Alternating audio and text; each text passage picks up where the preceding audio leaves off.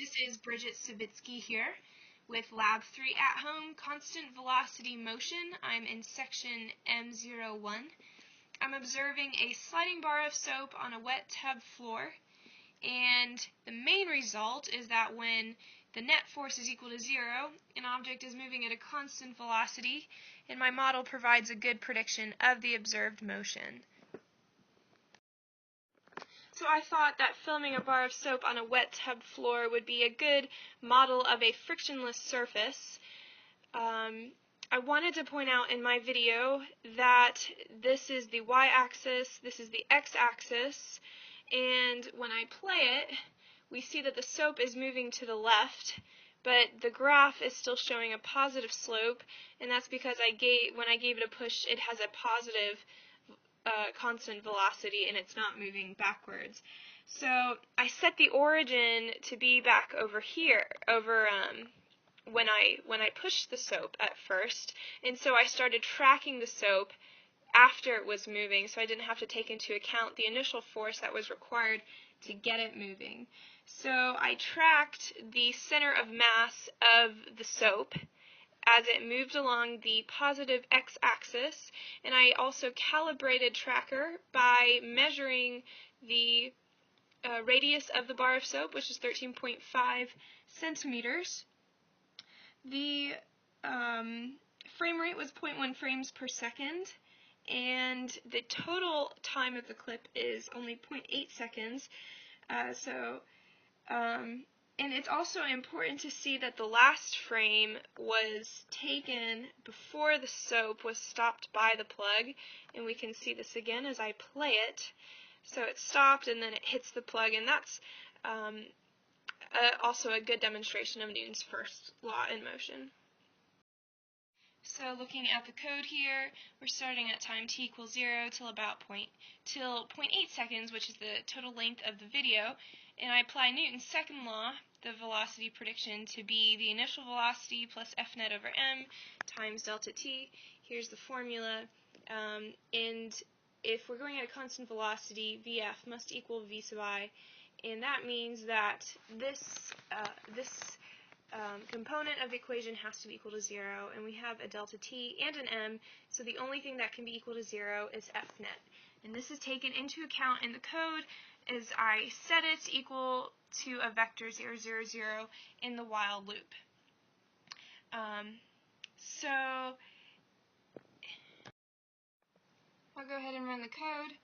This is what the model looks like. We can see that the bar of soap is moving to the left in the positive x direction.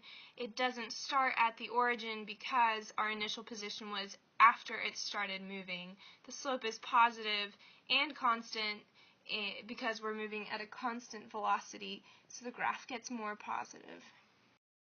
I plotted both the data and the prediction on the same graph. Position versus time, this is the y-axis, this is the x-axis, x being time in seconds, and y being position in meters. We have the prediction in the blue line and the model and the actual data in the green line. And there is pretty good agreement, but not exact agreement, and this is most likely because of my human error, number one, because of how I tracked it on tracker. The soap wasn't moving in a perfectly straight line, and the model assumed that it was.